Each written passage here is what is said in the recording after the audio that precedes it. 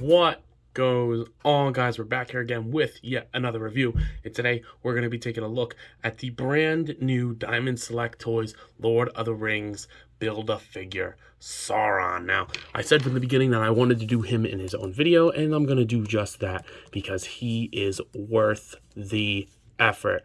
Now, there are some things about this figure that I'm not too fond about, which I'll talk about, but overall, for Diamond Select's first Build-A-Figure, I believe, of any other lines, I don't ever remember them doing a Build-A-Figure. Maybe I'm wrong, correct me if I'm wrong, but they killed it. And I hope Series 2, like Wave, I don't know, like Wave series, I don't know, Build-A-Figure series, because they released the series in waves, so I don't know.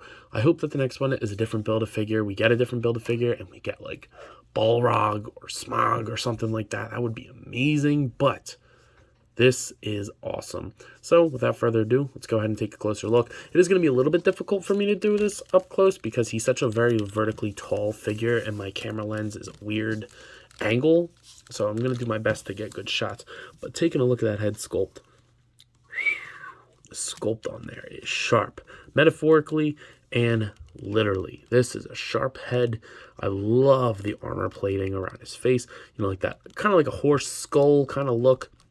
I like it so much. The black with the dry brushing of the silver over the whole thing looks so nice. And the sculpt is just crazy throughout the whole thing. You get the armor plating on the sides there, and it's all that dry brush and texture throughout the entire thing. So the torso gets like that metal texture. I love the plating along the sides. The other arm looks just as good, but the nice knuckle work with the plating on the knuckles looks really nice. I like the way that looks a lot because it's like the, you know, like his big armor. The shoulder pads look great. One little complaint is that these come off very easy, so I think I'm just going to glue them down, make it safe, make it safer to play with. But the arms, the elbows look great. They dry brushed all the way along the back. You get the loincloth on the, like, you know, on his butt. Going into this, like, I don't even know what these are. They look like dragon wings on the sides of his pelvis. They look great. The loincloth there covering his crotch looks awesome. And you get that like cloth texture underneath it.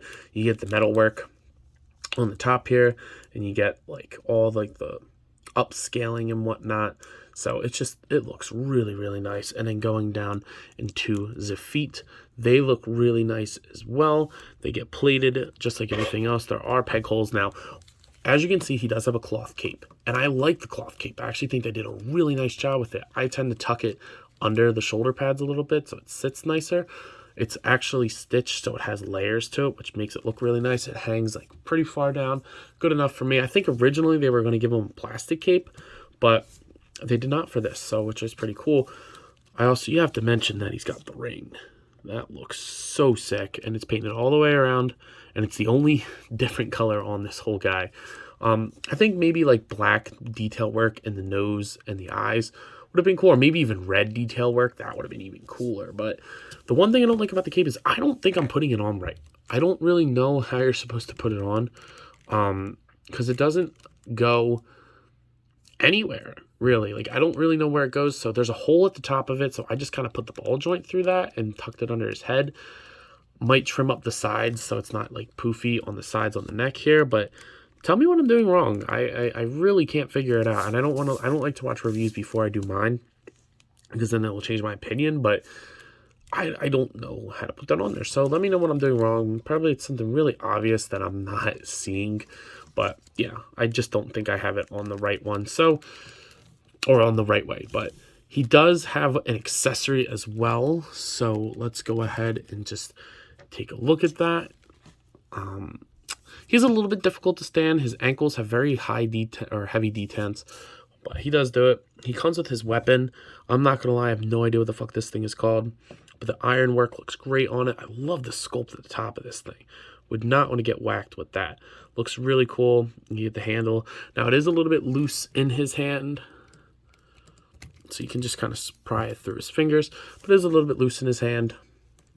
The wrist joint's a little loose, but you can get him to hold it just fine. So overall, Very, very well done figure. A little warped on the weapon, so I might want to like heat that up and get that straight, but overall it looks really, really nice. But let's go ahead and take a look at his articulation because he surprisingly has a good amount of it. So taking a look at Sauron's articulation as best as I can, the head looks up very far, well, good enough. Looks up, you get great pivot on this guy, I love it. And rotate 360, he'll look down a little bit too, so great articulation at the head. Now the shoulders are pretty limited, so to speak. They can move up pretty far, but they knock the shoulder pads off very easily. You move them forward at all, shoulder pads come right off. Otherwise, they'll go around 360, along with a single jointed elbow that does swivel, and then a wrist swivel and horizontal hinge on this side with a swivel and a vertical hinge on this side for the weapon holding hand. Good job, Diamond Select. But yeah, so I think I'm just going to do a little dab of glue on each of these to get them to stay on, because it is kind of very annoying to deal with that all the time, but you know, whatever. Now what surprised, I'm going to take them off because they keep falling off, but one thing that surprised me pleasantly was this diaphragm joint.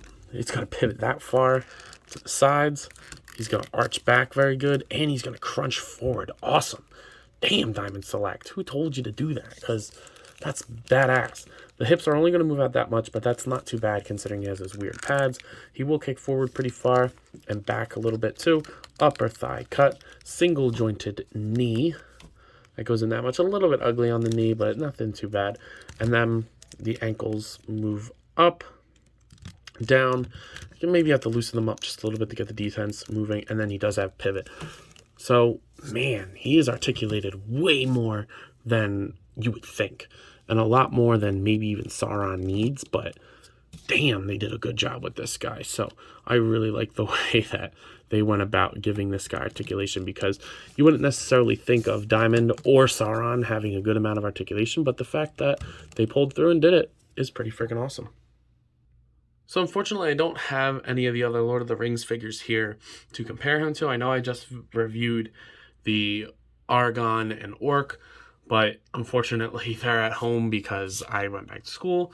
So I had to keep them at home because I don't have the most space here. But just taking a look using our zombie cap here, they're both standing on the same ground. They're both standing pretty much straight, and zombie cap barely comes up to his hip. So very well sized and large figure. It's kind of awesome how big he is. I mean, even when you just got his leg, you could see that he was going to be a huge figure, because I think the leg came with Gimli, and obviously Gimli is short, so it was like taller than him. I was like, damn. But yeah, this guy's awesome. So I believe that's all I got for today. So if I was to give this figure a rating, it's an easy 9 out of 10.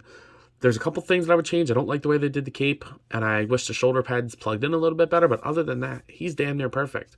So, with that being said, I believe that's all I got for today. So if you have not already, please do yourself and me a favor and like, comment, subscribe to the video. If you have not already as well, I would really appreciate a follow on Instagram and TikTok. I've been posting a lot on recently, and so it's a lot of fun on there, and your support on there also is greatly appreciated. But with that being said, of course, as always, let me know. You coppin'? You gonna pick this guy up? Let me know. See you in the next one. Peace.